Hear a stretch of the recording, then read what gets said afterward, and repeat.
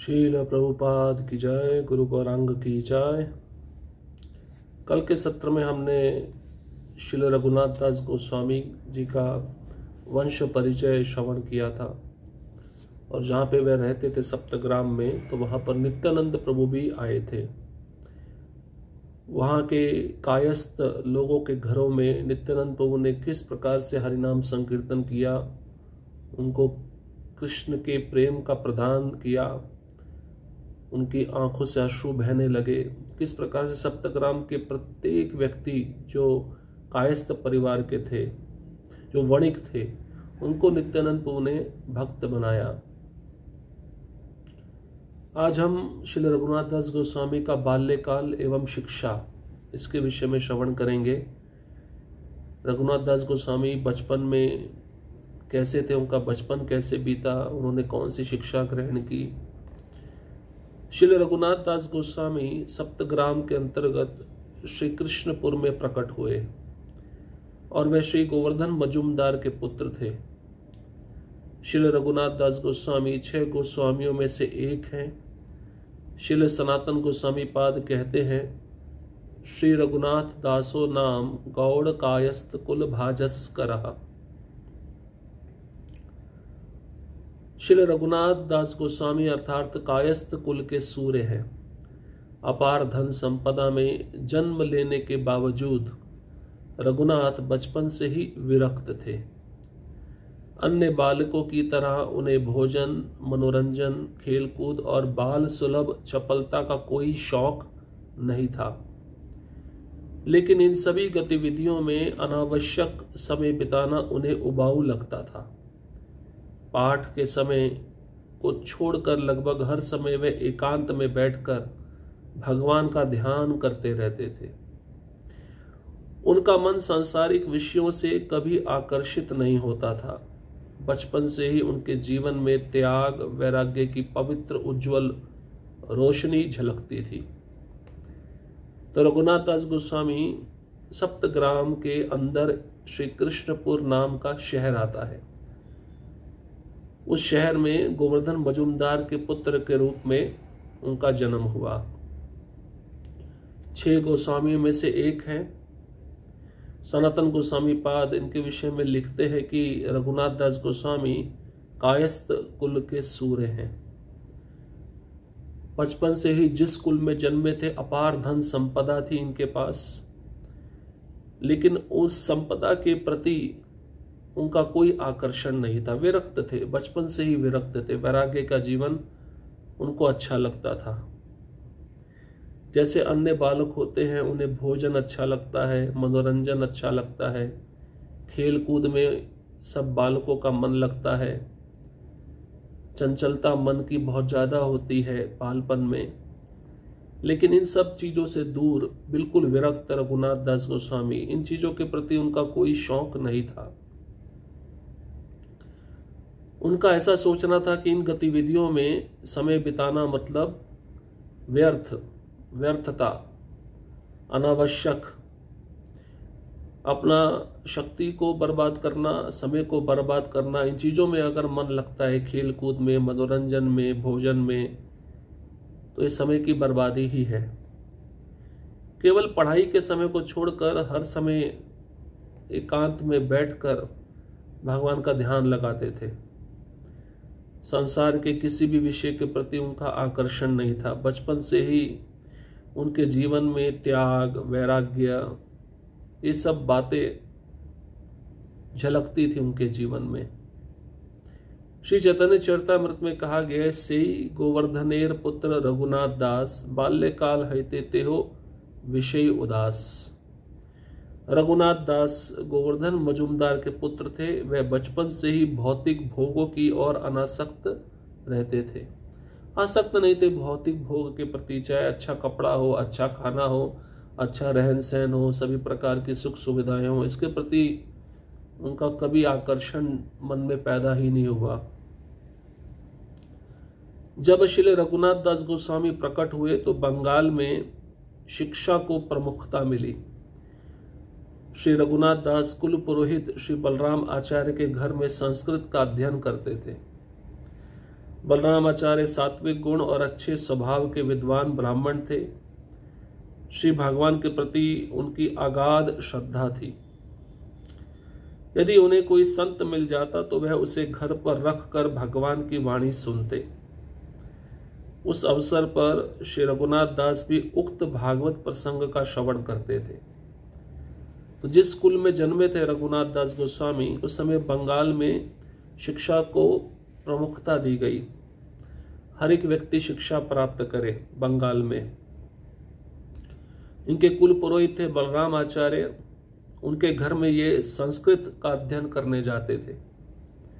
बलराम आचार्य सात्विक गुण वाले थे, अच्छे स्वभाव के थे, विद्वान ब्राह्मण थे और भगवान के प्रति बलराम आचार्य की अगाध श्रद्धा भी थी।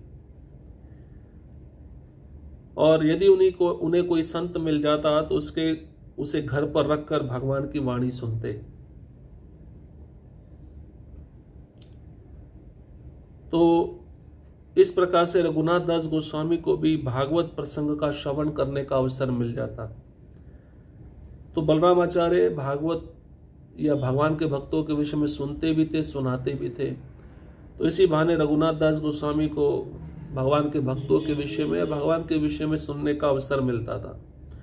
रघुनाथ दास गोस्वामी के प्राधिकृत दीक्षा गुरु यदुनंदन आचार्य थे। दूसरे शब्दों में, जब रघुनाथ दास गोस्वामी गृहस्थ थे तब यदुनंदन आचार्य ने उन्हें घर में ही दीक्षा दी थी। बाद में रघुनाथ दास गोस्वामी ने जगन्नाथपुरी में श्री चैतन्य महाप्रभु की शरण ग्रहण की। तो दीक्षा गुरु कौन थे रघुनाथ दास गोस्वामी के? श्री यदुनंदन आचार्य। घर में ही यदुनंदन आचार्य ने, जब रघुनाथ दास गोस्वामी गृहस्थ थे, उनको दीक्षा दिया था। बाद में रघुनाथ दास गोस्वामी जब घर से भागकर जगन्नाथपुरी गए, चैतन्य महाप्रभु का आश्रय लिए, तब उनको चैतन्य महाप्रभु ने शरण प्रदान की। नामाचार्य श्री हरदास ठाकुर जी बलराम आचार्य जी के घर में ठहरते थे। श्री हरदास ठाकुर जी जब बेनापोल जंगल में रामचंद्र खान द्वारा प्रेरित वेश्या का उद्धार करके वह बेनापोल को छोड़कर चांदपुर में श्री बलराम आचार्य के घर में ठहरे थे, उसी समय श्री रघुनाथ दास गोस्वामी जी को श्री हरदास ठाकुर जी के दर्शन करने का सुयोग प्राप्त हुआ था। ये बात अलग है कि उस समय रघुनाथ दास जी छोटे बालक थे। तो पहला दर्शन रघुनाथ दास गोस्वामी का, हरदास ठाकुर को देखने की इच्छा, हरदास ठाकुर का पहला दर्शन रघुनाथ दास गोस्वामी ने कब किया? जब हरदास ठाकुर उस रामचंद्र खान के द्वारा भेजी गई वेश्या का उद्धार करके बलराम आचार्य के घर में आकर रुके हुए थे। और बलराम आचार्य के घर में जाकर रघुनाथ दास गोस्वामी संस्कृत पढ़ते थे, अध्ययन करते थे। तो रघुनाथ दास को उस समय अवसर मिला हरदास ठाकुर का दर्शन करने का। तो चांदपुर में बलराम आचार्य के घर पर हरदास ठाकुर ठहरे हुए थे। रघुनाथ दास गोस्वामी जी को पहला अवसर मिला हरदास ठाकुर का दर्शन करने का। उस समय रघुनाथ दास गोस्वामी की आयु बहुत छोटी थी, छोटे बालक थे। इस प्रकार कुछ दिन बीत जाने पर श्री हरदास ठाकुर चांदपुर आए। ये चांदपुर गांव श्री रघुनाथ दास के घर के पूर्व में मौजूद है। यहाँ श्री बलराम आचार्य और श्री यदुनंदन आचार्य के घर थे। श्री यदुनंदन आचार्य मुजुमदार परिवार के कुल गुरु थे। तो हरदास ठाकुर जब चांदपुर में आए बलराम आचार्य के घर पर, तो चांदपुर में बलराम आचार्य और यदुनंदन आचार्य दोनों का घर था। तो यदुनंदन आचार्य ने दीक्षा दिया था रघुनाथ दास गोस्वामी को जब वह गृहस्थ थे, और बलराम आचार्य संस्कृत पढ़ाते थे रघुनाथ दास गोस्वामी को। श्रील कवि कर्णपुर गोस्वामी श्री चैतन्य चंद्रोदय नाटक 10वें अध्याय के 3वें श्लोक में कहते हैं, आचार्यो यदुनंदन सुमधुर श्री वासुदेव प्रिया तत्शिष्यो रघुनाथ इत्यादि गुणा प्राणाधिको मादृशम। दूसरे शब्दों में श्री वासुदेव दत्त के प्रिय पात्र श्री यदुनंदन आचार्य थे। उनके शिष्य श्री रघुनाथ दास हैं, वे हम सभी के प्रिय हैं। तो यदुनंदन आचार्य किसके शिष्य थे? वासुदेव दत्त। ये वही वासुदेव दत्त है जो प्रहलाद महाराज का अवतार थे। प्रहलाद महाराज जिस प्रकार से प्रार्थना करते थे नरसिंह भगवान को कि सभी जीवों को मैं भगवत धाम भेजना चाहता हूँ, मैं अकेला नहीं आना चाहता हूँ, उसी प्रकार से वासुदेव दत्त भी चैतन्य महाप्रभु के चरणों में प्रार्थना करते थे, इन सब जीवों का उद्धार करिए। अगर ये उद्धार पाने के अधिकारी नहीं है तो इन सबका पाप कर्म मैं अपने ऊपर लेता हूँ, मैं उस पाप कर्म के फल को अपने जीवन में स्वीकार करता हूँ। उसके बदले में आप सब जीवों को सब पाप कर्मों से मुक्त करके अपने धाम में वापस ले जाइए। ये भाव था वासुदेव दत्त का। और इन्हीं वासुदेव दत्त के शिष्य हैं यदुनंदन आचार्य। नामाचार्य श्री हरदास ठाकुर यदुनंदन आचार्य के घर में एक पर्ण कुटिया में हरिनाम कीर्तन करते थे। इसी समय से बालक रघुनाथ का भाग्य उदय होने लगा। श्री रघुनाथ दास प्रतिदिन श्री हरदास ठाकुर के चरणों की धूल ग्रहण करते थे और उनके द्वारा वर्णित श्री हरि के नाम की महिमा सुनकर प्रसन्न होते थे। तो देखिए, बचपन से ही भक्ति शुरू करते हैं, साधु संग मिलता है तो तब भक्ति आगे जाकर कितनी बढ़ जाती है, कितनी प्रफुल्लित होती है, इससे पता चलता है। छोटे से बालक है रघुनाथ दास, लेकिन भाग्य कितना बड़ा है। यदुनंदन आचार्य के घर में जाते हैं पढ़ने के लिए, बलराम आचार्य के घर में जाते हैं पढ़ने के लिए, तो हरदास ठाकुर उन दोनों के घरों में आकर भजन करते थे, नाम स्मरण करते थे, कीर्तन करते थे। तो ये संग रघुनाथ दास को बचपन से ही प्राप्त होने लगा था। इसी कारण से उनके मन में पहले से वैराग्य था, अब साधु का संग मिलने लगा तो सोने पे सुहागा हो गया। तो माता पिता को चाहिए कि अपने बच्चों को बचपन से ही भक्ति में आगे बढ़ने के लिए प्रेरणा दे, साधु के पास में लेके जाए, साधु का संग करवाएं। श्री चैतन्य चरितामृत के अंतलीला के 3 अध्याय में कहा गया है, हरदास ठाकुर चली आइला चांदपुरे, आसिया रहीला बलराम आचार्य रे घरे। चैतन्य चरितामृत अंतलीला 3 अध्याय श्लोक क्रमांक 165। हरदास ठाकुर चलते चलते चांदपुर नामक गांव में आए, वहां पर वे बलराम आचार्य के घर पर ठहरे। ये पूरा लीला चैतन्य चरितामृत के अंत में दिया हुआ है। हिरण्य तथा गोवर्धन उस देश की उस तहसील के 2 सरकारी कोषाध्यक्ष थे। उनके पुरोहित का नाम बलराम आचार्य था। बलराम आचार्य पर हरदास ठाकुर की कृपा के कारण वे हरदास ठाकुर से अत्यधिक लगाव रखते थे, इसलिए उसने हरदास ठाकुर को गांव में अत्यंत यत्न पूर्वक रखा। उस गांव में हरदास ठाकुर को एकांत फूस की कुटिया दे दी गई, जहां वे हरे कृष्ण महामंत्र का जप करते रहते थे। वे बलराम आचार्य के घर पर प्रसाद लेते थे। अब हिरण्य मजूमदार, गोवर्धन मजूमदार जो रघुनाथ दास के चाचा और पिताजी हैं, वो तहसील के 2 सरकारी ट्रेजर थे, कोषाध्यक्ष थे। हमने पिछले सत्र में भी सुना, टैक्स इकट्ठा करना लोगों से, फिर सरकार को कर के रूप में देना और जो प्रॉफिट अपने पास में रखना। साल का 20 लाख तो जो प्रॉफिट था उनको मिलता था। और इनके पुरोहित थे बलराम आचार्य।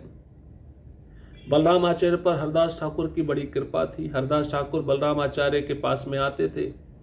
हरदास ठाकुर का बहुत लगाव था बलराम आचार्य के प्रति।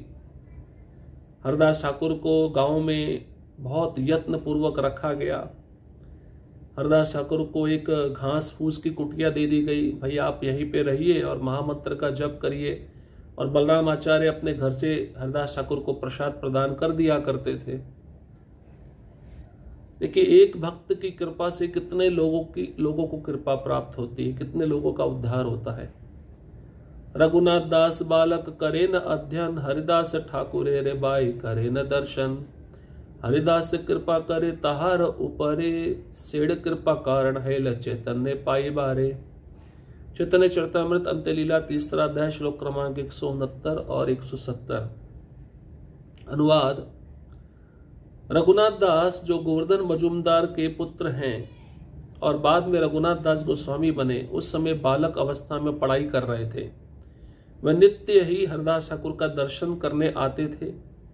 स्वाभाविक रूप से हरदास ठाकुर उनके प्रति कृपालु थे और इस वैष्णव के कृपापूर्ण आशीर्वाद से ही वे बाद में श्री चैतन्य महाप्रभु के चरण कमलों की शरण प्राप्त कर सके। तो भगवान की कृपा कब मिलती है? जब भक्तों की कृपा मिले। रघुनाथ दास गोस्वामी को चैतन्य महाप्रभु की कृपा ऐसे ही प्राप्त नहीं हुई। उन्होंने सबसे पहले हरदास ठाकुर की कृपा प्राप्त की, उनका संग प्राप्त करके। फिर उन्होंने नित्यानंद प्रभु की कृपा प्राप्त की, तब उनको चैतन्य महाप्रभु की कृपा जाके मिली। तो पहले गुरु की कृपा होनी चाहिए, भक्तों की कृपा होनी चाहिए, फिर भगवान की प्राप्ति होती है। इससे ये पता चल जाता है, सिद्ध हो जाता है। तो जब बालक थे, छोटे से पढ़ाई करते थे, रघुनाथ दास नित्य हरदास ठाकुर का दर्शन करने जाते थे। बलराम आचार्य के घर पे, यदुनंदन आचार्य के घर पर। और स्वाभाविक रूप से हरदास ठाकुर छोटा बालक है, रघुनाथ दास उसके प्रति कृपालु थे, दयालु थे। इसी वैष्णव के कृपापूर्ण आशीर्वाद के प्रभाव से रघुनाथ दास बाद में जाकर रघुनाथ दास गोस्वामी बने, जिनको चैतन्य महाप्रभु ने अपने चरण कमलों की शरण प्रदान की। हिरण्य मजूमदार और गोवर्धन मजूमदार हमेशा संतों और विद्वानों से घिरे रहते थे। जब संत एकत्र होते थे तो दोनों भाई अपने घर में उन्हें परम आदर के साथ विभिन्न सेवाएं देते थे। एक दिन बलराम मिति करिया मजूमदारेर स्वभाव आइला ठाकुरे लाज। ठाकुर देखी दुई भाई केला अभ्युत्थान पाए पड़ी आसन दिला करिया सम्मान। चैतन्य चरितामृत अंतलीला 3 अध्याय श्लोक क्रमांक 172 और 173। तो ये दोनों भाई हिरण्य मजूमदार, गोवर्धन मजूमदार, एक बहुत अच्छा गुण था। संतों को, विद्वानों को, भक्तों को हमेशा घर में बुलाते थे, सम्मान देते थे, उनकी सेवाएं करते थे। एक दिन बलराम आचार्य ने अत्यंत दीनता पूर्वक हरदास ठाकुर से प्रार्थना की कि वे हिरण्य तथा गोवर्धन मजूमदारों की सभा में चले। अतः बलराम आचार्य हरदास ठाकुर के साथ वहां गए। हरदास ठाकुर को देखकर दोनों भाई तुरंत उठ खड़े हुए और उनके चरण कमलों पर गिर पड़े। तत्पश्चात उन्होंने अत्यंत आदर पूर्वक उन्हें बैठने के लिए आसन दिया। तो एक दिन बलराम आचार्य ने कहा, चलिए मैं आपको ना हिरण्य मजूमदार और गोवर्धन मजूमदार की सभा में ले चलता हूं। वहां पे बहुत सारे भक्त आते हैं। तो बलराम आचार्य की बात को मानकर हरदास ठाकुर उनके साथ चल पड़े और जैसे उस सभा में पहुंचे दोनों भाई सम्मान देने के लिए उठ खड़े हुए, चरण कमलों पर गिर पड़े दोनों भाई हरदास ठाकुर के। आदर पूर्वक उनको आसन दिया बैठने के लिए। उस सभा में अनेक विद्वत जन, ब्राह्मण तथा सम्मानीय भद्र पुरुष थे। हिरण्य तथा गोवर्धन ये दोनों भाई भी महान पंडित विद्वान थे। हरिदास शेर गुण सर्व कहे पंचमुखे, सुनियत दुई भाई पाइला बड़ सुखे। वहां सारे लोग हरदास ठाकुर के महान गुणों का बखान करने लगे, मानो उनके 5 मुख हो। यह सुनकर दोनों भाई परम सुखी हुए। तो सभा में पहुंचे सभी विद्वत जन, ब्राह्मण उनका सम्मान करने के लिए खड़े हो गए। सभी 5 मुखों से हरदास ठाकुर का गुणगान कर रहे थे। इस गुणगान को सुनकर दोनों भाई बड़े खुश हो गए। एक दिन बलराम आचार्य श्री हरदास ठाकुर के साथ गोवर्धन मजूमदार की बैठक में आए और दोनों भाइयों हरदास ठाकुर को श्री चरण वंदना की। दूसरी ओर हरदास ठाकुर रघुनाथ की भक्ति से प्रसन्न थे। वैष्णव की संगति और वैष्णव की कृपा ही ईश्वर प्राप्ति का साधन है। श्री चैतन्य चरण को प्राप्त करने के लिए रघुनाथ का पहला मार्ग श्री हरदास ठाकुर की संगति है। उस समय गौरांग भुवन विजय संकीर्तन का नाम चारों ओर फैल गया था। ये बात रघुनाथ के कानों में भी प्रविष्ट हुई। श्री हरदास ठाकुर की कृपा से भक्ति प्राप्त करने वाले रघुनाथ दास ने जड़ विद्या प्राप्त करने की इच्छा छोड़ दी। लगातार विरक्त हो जा रहे रघुनाथ की एकमात्र चिंता यह थी कि वह स्वयं को भगवान गौरांग के चरणों में कैसे समर्पित करें। तो वैष्णव की संगति, वैष्णव की कृपा, यही ईश्वर प्राप्ति का साधन है। और हरदास ठाकुर की कृपा, हरदास ठाकुर का संगति रघुनाथ दास गोस्वामी को बचपन से मिला था, इसलिए चैतन्य महाप्रभु के चरण कमलों का प्राप्ति हुआ उन्हें। तो ऐसे प्राप्ति, जब ऐसा संग मिलता रहा तो उनके मन में जो जड़ विद्या है उसको प्राप्त करने की इच्छा खत्म हो गई, विरक्त थे। एकमात्र चिंता यही मन में रखते थे कि चैतन्य महाप्रभु के चरणों में कैसे समर्पित हुआ जाए। तो इस प्रकार से उनका बाल्यकाल शिक्षा रघुनाथ दास गोस्वामी की हुई। महाप्रभु के संबंध में पूर्व परिचय। रघुनाथ दास गोस्वामी का महाप्रभु के साथ क्या संबंध है, इसके विषय में हम अगले सत्र में श्रवण करेंगे।